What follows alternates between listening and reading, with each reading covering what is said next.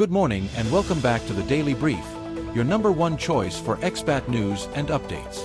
Trump's national security advisor added a journalist to text chat on highly sensitive Yemen strike plans. 2 Koreans and 9 others involved in illegal mining were nabbed in Butuan. Illegal drugs worth 816 million pesos seized in Oriental Mindoro.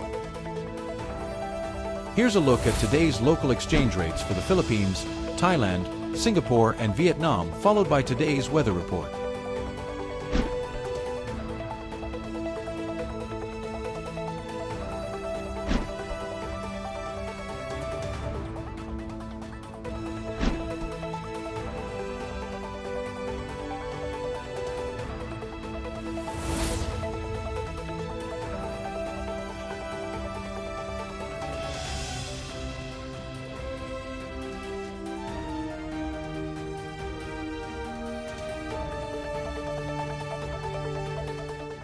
In our first story, former national security officials were alarmed by a report from The Atlantic revealing that high-ranking members of former President Donald Trump's administration shared details about military operations in Yemen through a group chat on an encrypted messaging app. This exchange, which included classified information, mistakenly added a journalist to the conversation. The Trump administration confirmed the authenticity of the messages, which were shared over Signal, a private messaging app. However, they did not provide an explanation as to why such sensitive discussions took place outside of secure government communication systems.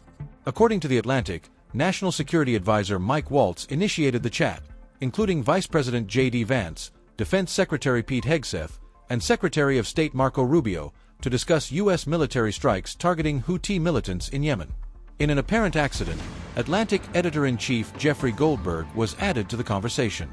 The messages included planning details regarding the timing of the strikes, with Goldberg passively observing the discussion.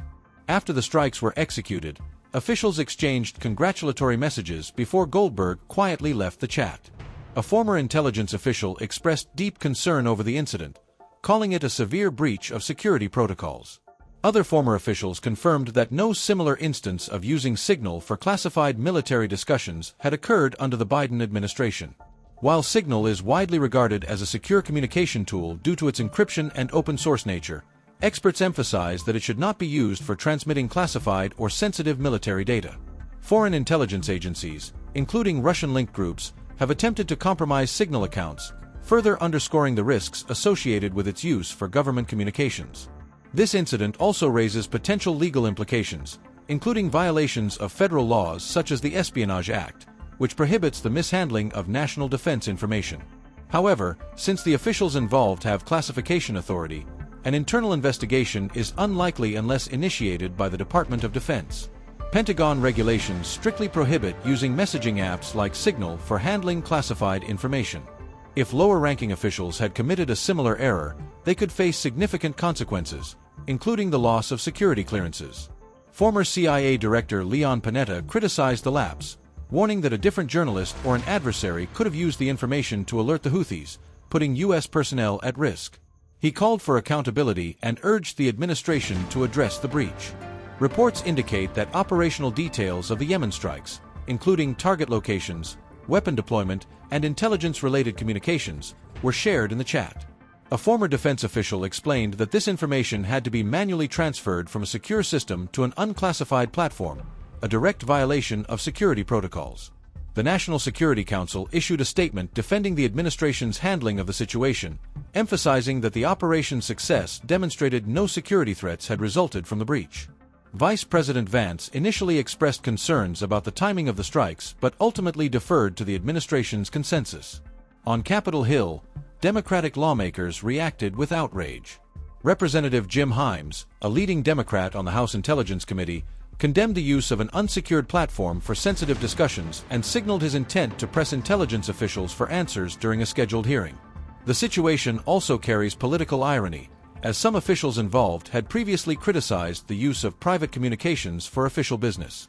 Secretary of State Marco Rubio, for example, had strongly opposed Hillary Clinton's use of a private email server for classified information during the 2016 presidential election.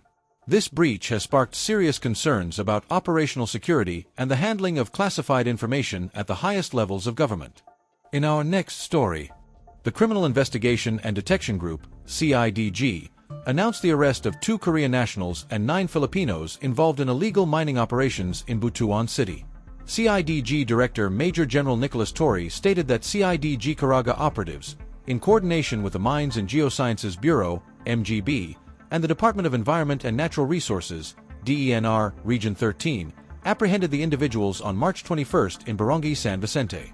The Korean nationals were identified as Jung Won-oh and Young Guan-mun, while the Filipino suspects were identified as alias John, Jenilyn, Herbert, Jenny, Noel, Mackie, Beth, Marvin, and Elmer.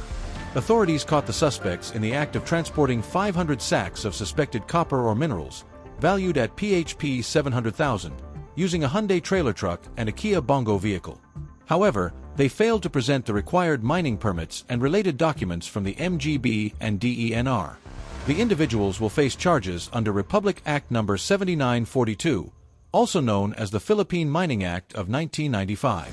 Specifically, they are being charged for violations of Sections 101, illegal exploration, 103, theft of minerals, and 110, transporting minerals without a permit, in relation to Section 53 of the law.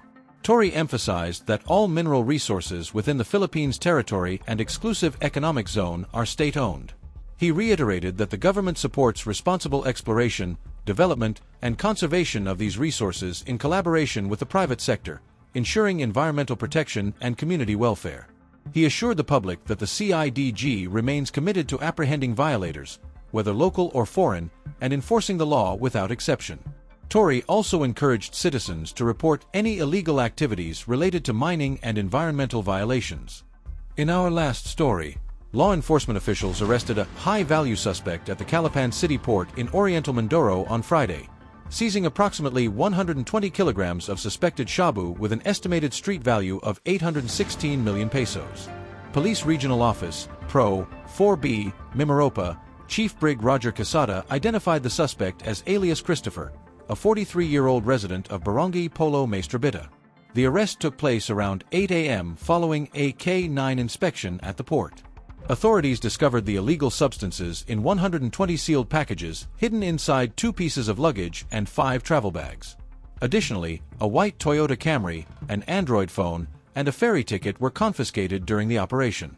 The suspect is now facing charges for violating Section 5, sale of illegal drugs, and Section 11, possession of illegal drugs, under Article 2 of Republic Act 9165, also known as the Comprehensive Dangerous Drugs Act of 2002.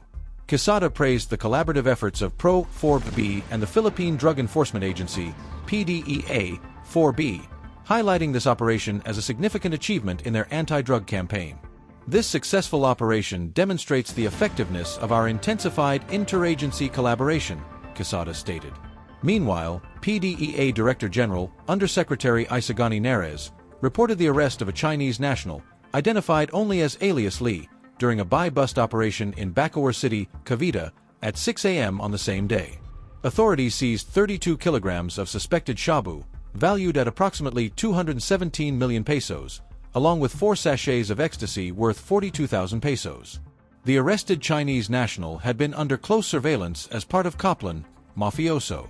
He was known to be capable of distributing large volumes of illegal drugs and is now in custody, Neres said. Thanks for watching the Daily Brief. If you liked this video, don't forget to subscribe so you won't miss out on future updates. As always, take care and we will see you on the next update.